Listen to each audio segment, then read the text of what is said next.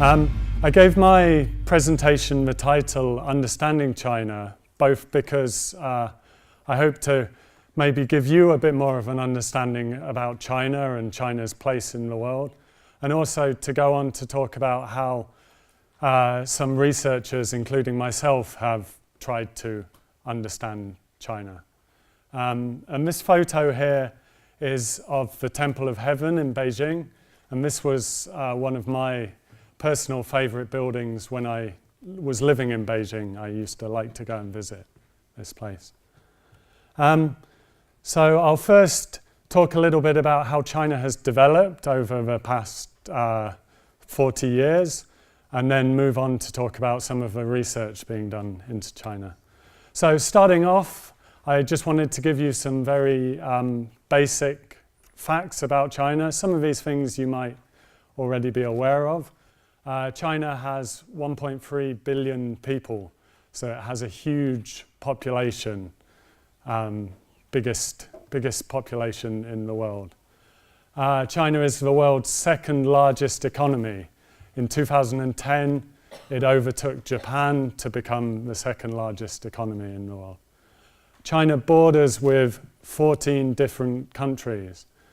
Some of those are very large countries in themselves. Russia, India, amongst them, and important countries also in the world. China trades with 124 different countries, so it's quite tied into the global trading networks. And I wanted to start the story of China's development a long way back in the past, in the middle of the 19th century.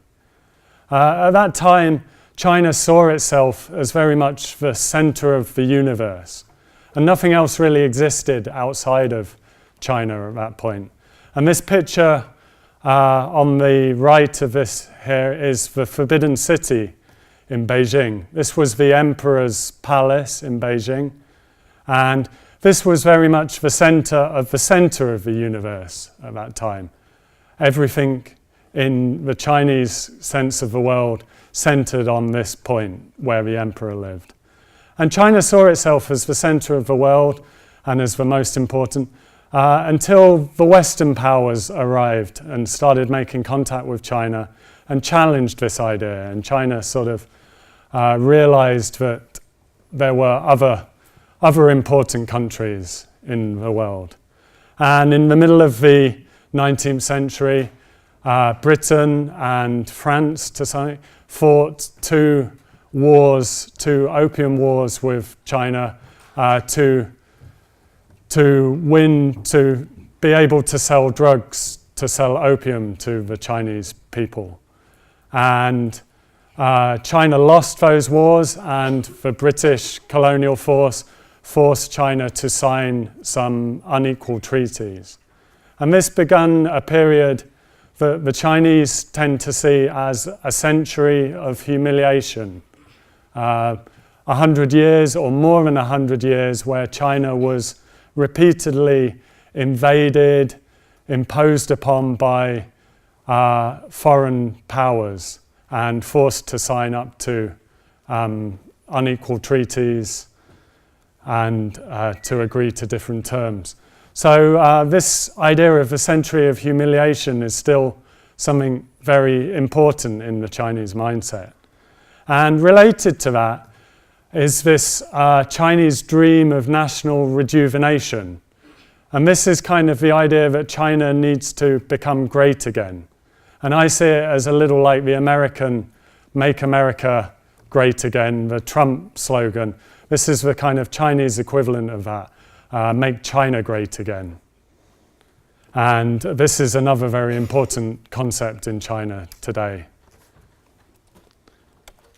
Okay, I want to move forward into the modern era, and a lot has changed in China between the middle of the 19th century and the present day. And one of the most significant changes is China became a communist country. In 1949, China became a communist state ruled by the Chinese Communist Party. And this photo is of Tiananmen Square in Beijing, and this is again the Forbidden City. And when China became a communist country, the portrait of Chairman Mao Zedong was placed on the front of the Forbidden City. And this, still today, if you go to Tiananmen Square, you will see Mao Zedong's portrait hanging and still today China is ruled by the Chinese Communist Party. So moving further forward towards the present day, in 1978 China launched a policy of reform and opening up. And this was a major change to the Chinese economy. And this man in the picture here is Deng Xiaoping. He was really the architect of this reform and opening. And this was a change in the approach to the Chinese economy, allowing for private industries and allowing for foreign investment. And this really set the Chinese economy in motion and allowed it to start developing and allowed the economy to really get going. And after reform and opening, China experienced very, very rapid economic growth, a huge, a sort of blindingly fast pace of economic growth, like nowhere else in the world has seen, really. And these photos I've chosen here are of a city in the south of China, Shenzhen. And Shenzhen was the first special economic zone after reform and economy. So it was the first free trade area within China. And the picture on the left is Shenzhen in 1980. And then the picture on the right is Shenzhen in 2011. So Shenzhen is often referred to as the overnight city because it transformed from a small fishing village into a huge metropolis with 21 million people living there. So I feel like this really sort of illustrates the staggering change in the economy of China in this period. And with economic growth, you also tend to see expanded military growth, a rise in military power. And China for a long time didn't really expand its military, particularly for a range of reasons. But in recent years, China has been growing its military quite significantly. In around 2005, the military budget was about $50 billion US. And in 2017, it was over $200 billion US. So this is a huge growth in the military power of China in recent times. So that sort of captures the way China has developed in the past few decades and what is often called the rise of China within the international system. I want to look now at how different countries around the world have responded to China's rise. For the West, for the Western powers, and particularly the US, until very recently, the way of responding to China's rise has been engagement, has been a policy of engagement with China in the hope that by engaging with China, they can tie China into the multilateral system and so sort of constrain China and prevent it from creating conflict. And the pictures on the left here are two of what are often spoken of as the best examples of the success of this engagement. In 2001, China joined the World Trade Organization and became tied into the multilateral trading system. And then the bottom picture is Xi Jinping, the Chinese president, making a joint statement with President Obama on climate change, on taking action against climate change. So these are some of the successes of this policy of engagement. But in recent years, particularly since Trump came into the White House, people have started to question this policy of engagement, whether it's really working to constrain China, to bring China into a system, or whether it's just helping China become stronger, and then in the future, when war breaks out, helping the enemy, in essence. So you've seen a lot of this questioning of the engagement in recent years. So this has been the sort of Western response to a rise. What about China's own response to its rising power? China, like the Western countries, has had a fairly consistent response for a long time. And this was a response of sort of lying low, based on Deng Xiaoping, who I mentioned earlier. He had this idea of Taoguang Yanghui, which is lie low and hide your capabilities. Sort of concentrate on domestic issues and don't be too assertive in the world. But in recent years, this has also started to change, and China has some ways thrown off this lying low and moved to a more assertive, a more active stance in the world.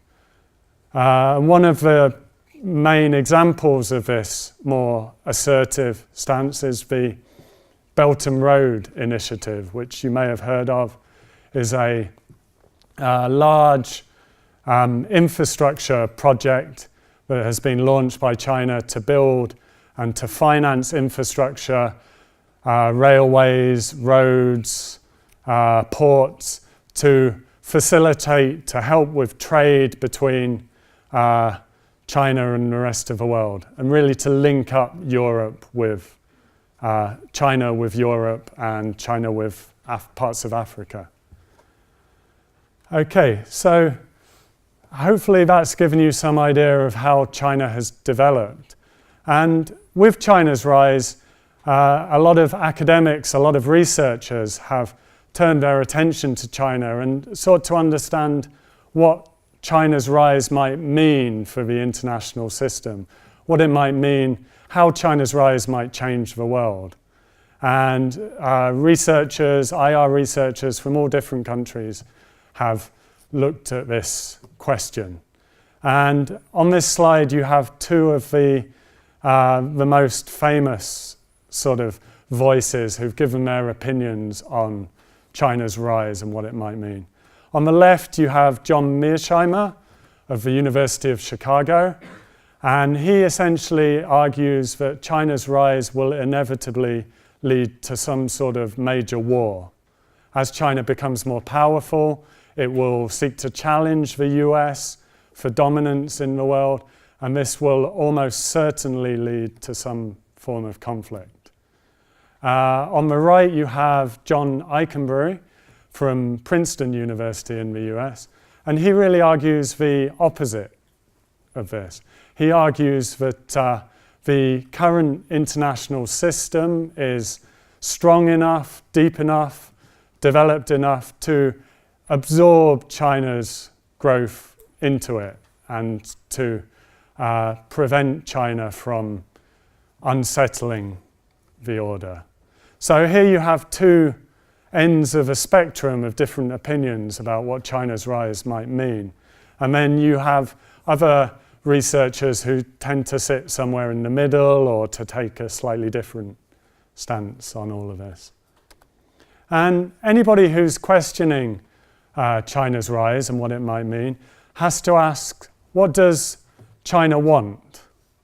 As it becomes more powerful, what does it want? And particularly, what does the Chinese government want?